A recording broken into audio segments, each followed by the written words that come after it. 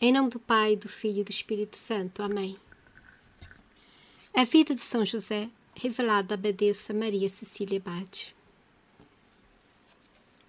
A infância de José. Raquel continuava a criar José com grande satisfação e sempre muito atenta em suas observações. Acontecia, porém, que, frequentemente, o menino se mostrava muito melancólico, arredio e aflito, derramando muitas lágrimas em silêncio. Sua mãe ficava surpresa ao notar nele esses factos tão estranhos e incomuns. Todavia, muito prudente que era, não fazia qualquer comentário a respeito com outras pessoas, achando a razão de tudo aquilo estava por ela encontrar-se em estado de graça. De outro lado, essas atitudes lhe causavam certa preocupação, pois seu filho se portava também como se fosse um penitente inocente. E Raquel não errava, pois José, já de posse de sua razão e tendo sido tocado pela graça da santificação, conhecia seu Deus melhor que qualquer outro e percebia o quanto ele se ofendia e se desgostava com os homens em geral. E aflito e compungido, chorava e oferecia suas lágrimas ao Senhor, para que ele tivesse misericórdia com aqueles pecadores, que os iluminasse, para que eles tomassem conhecimento de seus graves erros. Além de todos esses conhecimentos, o anjo sempre lhe sugeria que fizesse atos de devoção ao seu Deus, aos quais ele seria grato, e com os quais teria inclusive praticado a caridade com os pecadores errados. Dessa forma, José tinha uma grande intenção em agradar ao Senhor e em servir ao seu próximo. E apenas recém-nascido, já cumpria com os 2 preceitos fundamentais da lei mosaica, que eram o de amar a Deus sobre todas as coisas e com toda a sua força, e o de amar o seu próximo como a ele mesmo. As expiações que não podia realizar por si próprio, pois não tinha quaisquer culpas, fazia pelos seus semelhantes, pelos quais tinha grande aflição, e chorava por eles. Deus mostrou a José seu contentamento, concedendo-lhe muitas graças, entre elas a de acelerar a época do nascimento de Maria, mãe do Verbo Divino, para que ele se tornasse seu marido e fiel protetor. Muitas vezes, esse santo menino permanecia totalmente abstraído e concentrado em Deus, até mesmo por dias inteiros, sem aceitar qualquer alimento, tal alegria divina que tinha em seu coração. E era mesmo possível perceber essa sua grande satisfação espiritual através da sua aparência exterior, que apresentava uma fisionomia angelical, rosto rosado e sorridente, e olhos faiscantes como estrelas. Sua mãe, que o observava, sempre com muita atenção, lhe dava completa liberdade e jamais o importunava nessas horas. E só em olhá-lo ficava intensamente alegre, exprimindo essa alegria em termos de exaltações e agradecimentos a Deus por essas dádivas, todas que ele concedia ao seu filho. Jacó também observava essas atitudes estranhas do menino e se juntava a Raquel nas lágrimas de alegria. Os pais de José tiveram muitas satisfações durante seu crescimento e o amaram sobremaneira. Comparando o santo com outro José dos judeus, o patriarca que se tornou vice-rei do Egito e que foi amado por seus pais acima dos seus outros filhos, pode-se ver que o santo foi entre eles o amado e o preferido por Deus, que o amou também acima de todos os outros homens, pois o designou para que se tornasse pai do Verbo Divino encarnado e esposo de sua mãe. Enquanto José do Egito era acumulado de riquezas e elevados postos, o santo foi contemplado com a grande graça da santificação. O primeiro foi odiado por seus irmãos E o segundo, com a morte dos pais, perdeu todas as suas riquezas e vagou por toda Jerusalém, e foi forçado a aprender a arte de carpintaria para poder ganhar sua vida. O do Egito era intérprete de sonhos, e o santo tinha o seu anjo, que o orientava e lhe dizia o que deveria fazer para agradar a seu Deus e cumprir a sua vontade. O primeiro se tornou vice-rei na terra, enquanto que o segundo foi vice-deus no mundo.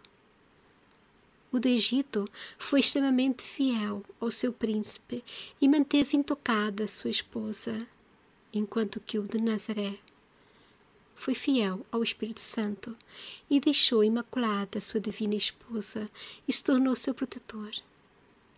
Um deles armazenou alimentos para todo um povo, e o outro manteve a salvo o alimento do povo eleito. O do Egito deu grandes satisfações aos seus pais e a toda a nação, enquanto que o santo realizou tudo o que podia fazer para o Verbo encarnado. Dedicou-lhe todas as suas fadigas e foi a grande alegria de sua mãe e conforto das almas fiéis em suas necessidades e agonias extremas. O primeiro muito amou seu rei, o segundo foi o mais amado e o favorito do seu Deus. Portanto, na terra jamais existiu alguém comparável ao santo que fosse tão favorecido e tão amado e protegido pelo Altíssimo. Somente a sua santíssima e puríssima esposa foi mais sublime, Virgem Mãe, que foi do Verbo Divino. Tendo José sido dotado de tantas graças, não apenas deu grandes satisfações para seus pais, mas fez também com que fossem alvo de graças advindas do amor que lhe tinham. E lhes era extremamente agradecido. Se já em tenra idade rezava por todos os pecadores, orava muito mais ainda por seus pais, tendo Deus atendido a todas essas suas preces. Quando Raquel conduzia seu filho para algum lugar onde ele pudesse ver o céu, viu o menino muito satisfeito olhando para cima, local onde fixava seus olhos, e contente e festivo deixava ver que ali se encontrava seu grande tesouro. Quando sua mãe o notava aflito, conduzia-o a um desses lugares e ele então se acalmava. Ela deixava que ele assim permanecesse por algum tempo, para não privá-lo dessa alegria. Ocasiões em que também se comprazia, contemplando as grandezas de Deus e suas admiráveis obras. A áurea de luminosidade que envolvia José ocasionou também muitos inimigos para ele, que se revoltavam com o crescimento de suas virtudes, sendo que alguns deles desejaram mesmo matá-lo. As tentativas foram infrutíferas, pois José tinha a proteção do braço onipotente do Senhor e também dos 2 anjos que ele lhe destinara. Seus inimigos, vendo que não conseguiam seus objetivos, passaram a promover brigas e discussões entre seus pais. Tentativas essas que falharam também, pois eles, com grandes virtudes e temor a Deus, sabiam perfeitamente das maldades ocasionadas pelo demónio e o espantavam com suas orações.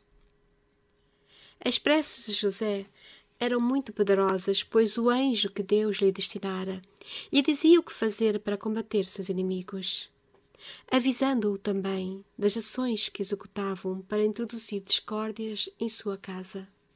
E José seguia fielmente as instruções que o anjo lhe dava.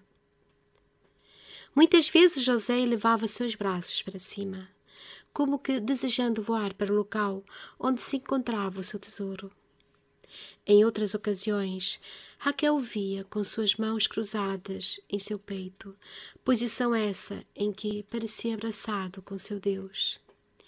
Em outras, suas mãos estavam em posição de oração, e ele tão absorto que parecia totalmente concentrado em algo. Ela o deixava sossegado, e ele permanecia assim dias inteiros contemplando as perfeições divinas, e recebia instruções do anjo para que se mantivesse em preces. Deus também, muito condescendente, se comunicava com José através de seu espírito. José crescia cada vez mais envolvido por seu amor a Deus e com o reconhecimento de suas obras divinas, tentando sempre atingir sua perfeição e santidade para, de alguma forma, poder assemelhar-se a Ele, além de corresponder ao seu amor. Esforçava-se também, por alguma forma, de louvá-lo em seu corpo, e Deus atendeu também a seu último pedido, fazendo com que andasse logo. E paramos aqui, nesta parte em que Cecília Baez vai-nos falar um pouco de José. E neste momento ela falou da infância de José.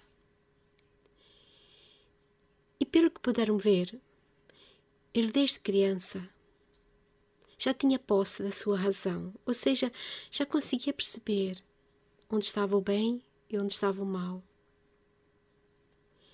E ele chorava. Chorava por causa dos pecadores. Certo dia, eu posso aqui compartilhar convosco. Certo dia eu vi isto de um pregador, não sei exatamente quem foi ou que santo foi que falava isso, mas perguntaram por que Jesus sofreu tanto. Porque Jesus teve que ser flagelado, coroado de espinhos, crucificado, andar com a cruz às costas. E quando foi crucificado, dar até a última gota de seu sangue.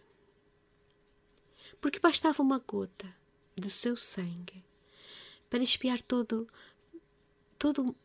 os pecados do mundo. Mas era preciso que Jesus sofresse muito, assim, dessa maneira, e as pessoas percebessem no Cristo crucificado o quanto o pecado é horrível. O quanto o pecado faz com que as pessoas se tornem tão afastadas de Deus e tão repugnantes, da mesma maneira como foi repugnante ver Jesus Cristo a morrer daquela maneira. Uma pessoa que não fez mal a ninguém. Antes, pelo contrário, ajudou tanta gente. E a paga que recebeu foi esta crucificação. Os pecados funcionam da mesma maneira. Tantas graças que Deus nos dá. Tantas coisas que Ele nos mantém à nossa disposição. Tantas coisas que Ele dispõe para que possamos usar. E nós, nas nossas inclinações para o mal, por vezes usamos do bem que Deus nos dá para o mal. Então, nós quando queremos saber realmente o que custa um pecado para Deus e para nós, é vermos o que Cristo sofreu na sua cruz. Os sofrimentos todos que Ele padeceu até antes de ser crucificado. Tudo isso é a imagem do pecado e o que ele faz na sociedade, na pessoa, na alma de cada um. Então, São José ficava em lágrimas quando percebia que havia um pecador.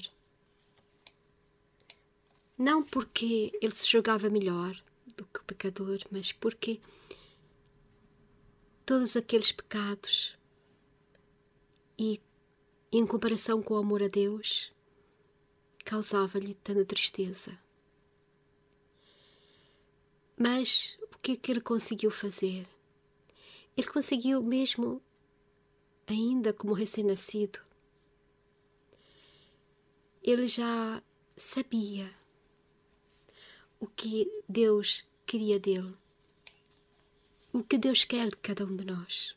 Há 2 grandes mandamentos e que o próprio Jesus nos lembrou. Amar a Deus sobre todas as coisas com todo o nosso coração, com todo o nosso ser. E amar ao próximo como a nós mesmos. E então, como ele sabia disso, ele foi, desde a tenra idade, percebendo como mesmo ele pequenino poderia fazer para santificar as pessoas à sua volta. E por isso Deus viu que ele era tão generoso nesses sentimentos, que até fez com que Maria, que iria ser a sua esposa, nascesse mais depressa,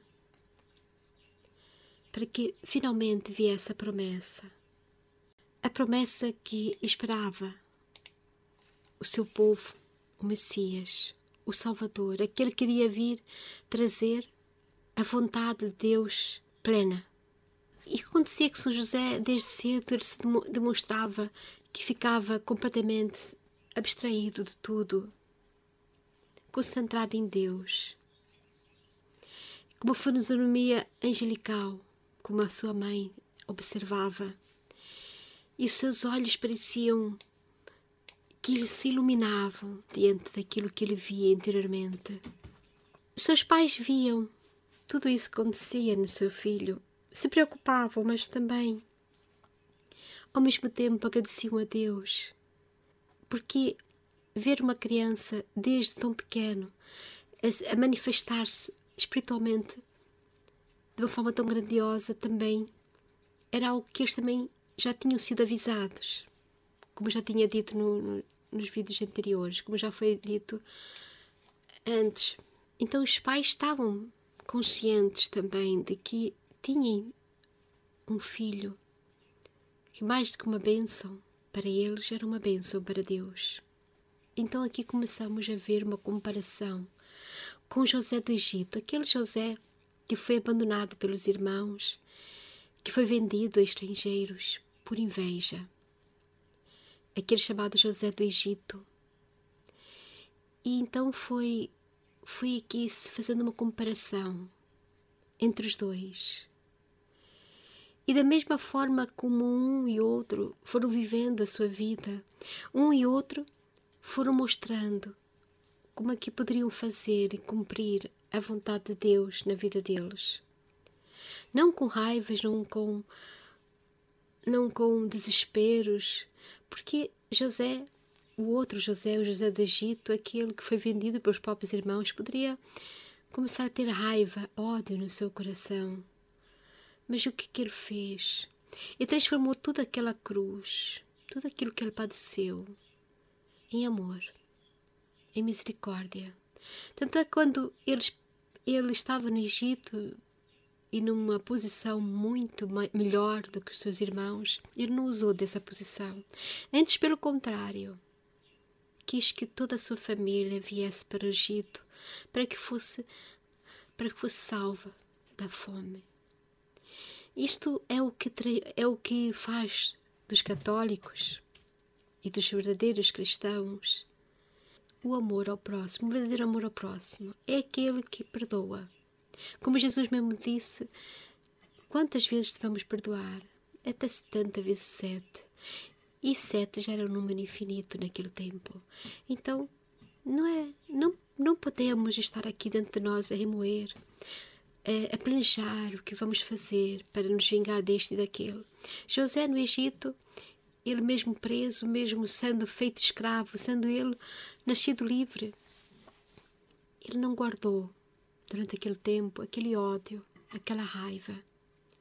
Antes, pelo contrário, transformou essa raiva, tudo isso que nem teve, transformou todo esse sentimento de dor em um sentimento de renascimento, um sentimento de amor. E por isso que ele foi dado a ele mais do que aquilo que ele esperava. Eu gosto de me lembrar que, infelizmente, há muitos filmes que as pessoas gostam de ver, em que as pessoas estão, durante todo o filme, a tentar se vingar deste ou daquele, porque aquela pessoa fez-lhe isto, aquela outra pessoa fez-lhe aquilo. E todo o filme se desenrola neste debruçar daquela pessoa para se vingar daquela gente. E o filme muitas vezes acaba com aquela pessoa a cumprir a sua vingança. E por vezes acaba ali. E eu às vezes me interrogo. Mas afinal o que é que essa pessoa ganhou? Por vezes passou-me quase uma vida inteira que ela podia ter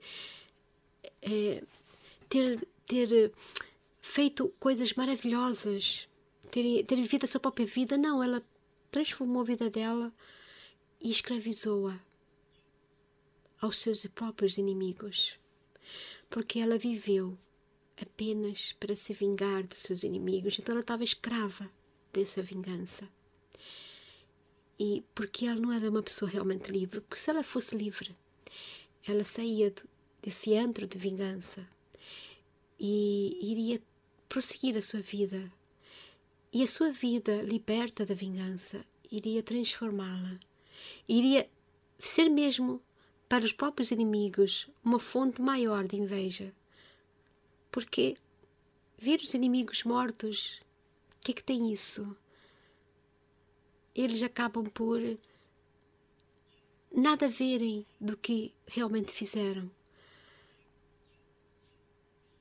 Acabam por estar ali e nós, e a pessoa que o fez e a pessoa que se vingou, depois daquilo nada mais tem na vida para fazer, porque gastou toda a sua vida, gastou todo o seu empenho nessa escravidão do ódio e do rancor. E nada mais construiu do que isso. Então, na verdade, ela não fez nada mais e não deu nada de melhor, não construiu melhor. Nós, por vezes, temos que construir com as pedras da nossa vida um muro espiritual mais forte e mais resistente a essas pedras. Aquelas pessoas que nos jogam pedras, nós devemos usar essas mesmas pedras para fortalecer o nosso espírito, para que essas pessoas não tenham sobre nós essa escravidão, para que essas pessoas não nos escravizem com seus ódios, com suas vinganças, com os seus ciúmes, com as suas fragilidades, que no fundo as pessoas que odeiam, os próprios irmãos, porque é que venderam José? Por ciúmes, porque José começou a ter uns sonhos em que ele via-se a ser, de certa forma, admirado pelos seus próprios irmãos. E os seus irmãos, com a raiva e com o ciúme, quiseram vendê-lo e dizer para o pai: olha, ele morreu, ele foi morto por um animal, olha aqui esta roupa dele, tudo manchado de sangue, que na verdade não era nada disso. Eles tiraram as roupas, depois mancharam com o sangue do animal que eles mataram e venderam o próprio irmão para uns estrangeiros que ali passavam, que depois acabaram por vender como escravo no Egito. E assim José começou uma vida que ele não merecia. Mas ele transformou tudo isso em glória do próprio Egito. E aqui, quando o próprio Jesus depois vai ser também desterrado para o Egito, também vai transformar todas aquelas pessoas, naquele tempo que ele esteve lá em desterro. A família de Nazaré também vai estar ali a ensinar aquela gente que o amor e a caridade é muito maior que o ódio e a raiva. Eu fiz uma novena por causa deste desterro da Sagrada Família no Egito, se quiserem depois ver, maravilhosa, em que o autor desse livro nos ensina o que realmente aconteceu no Egito. Vocês podem ver depois essa playlist. Mas continuando aqui, o que eu estou a pensar sobre esta reflexão, este ensinamento, esta infância de José. Ele tinha essa áurea de santidade e desde cedo, pelos vistos, ele também foi alvo de ciúmes de pessoas. As pessoas muitas vezes ao nosso lado, vizinhos, por vezes eles querem sempre algo que eles não têm e por vezes acham que a pessoa que está ao lado tem mais felicidade e pensam em fazer-lhes mal, como aconteceu aqui. Tentaram matar José, mas José tinha 2 anjos e ele sempre foi protegido. E seus inimigos, como vendo que não podiam ir contra o próprio filho deste casal, começaram a mover brigas entre o casal, de forma que não houvesse paz naquela casa. O demónio gosta de raivas, de discussões. E aqui vejo que hoje em dia a família é o alvo principal do demónio. Já naquele tempo era, no tempo de José. Tantas crianças, por vezes, são alvo de raivas e de ódios. Muitos não querem ter filhos, não querem perder tempo a educar filhos. E dão o seu tempo todo, praticamente, a educar os filhos dos outros, ou de certa forma, a trabalhar para um patrão. E um dia, tudo aquilo que eles construíram vai ser para ninguém, porque não têm filhos, não têm família. Mas continuando aqui, a família de José foi então alvo de raiva. E como não podiam contra o próprio José, foram contra o casal, tentando desunir. Hoje em dia, os casais são movidos a terem raiva um do outro.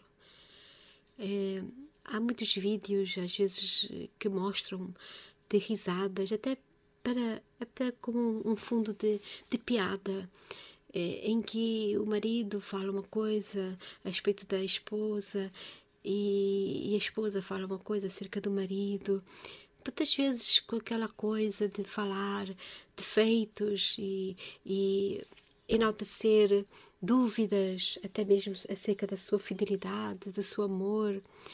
E as pessoas riem-se daquilo e acham graça. Eu sinceramente não acho graça nenhuma. Eu acho que a vida do casal é uma vida lacrada pelo amor. O casal devia ser como uma grande arca, como uma arca poderosa contra os males que o cercam. Um homem e uma mulher, se soubessem o que eles poderiam fazer na sua casa, enquanto homem e enquanto mulher, se eles tivessem noção da missão que lhes está reservada, se eles tivessem um bocadinho só dessa noção, perceberiam que a sua vida conjugal não é para ser exposta, não é para ser desbastada pelos inimigos, não é para nós abrirmos as portas da nossa casa, como muitos casais fazem, filmando o interior das casas, a intimidade de um casal, a intimidade daquilo que se vive, mesmo que seja para piadas, entretenimento, ainda se fosse para partilhar formas de luta. Eu às vezes digo assim, esses casais, se em vez de estarem a fazer piadas com coisas indecentes por vezes, ou com coisas a falar mal de um do outro, por que é que eles não partilham experiências de vida para que sejam exemplos para outros casais? Por que esses casais não digam, olha, nós passamos por esta situação, mas olha, já estamos a vencer porque nos juntamos, trabalhamos, fizemos isso, fizemos aquilo.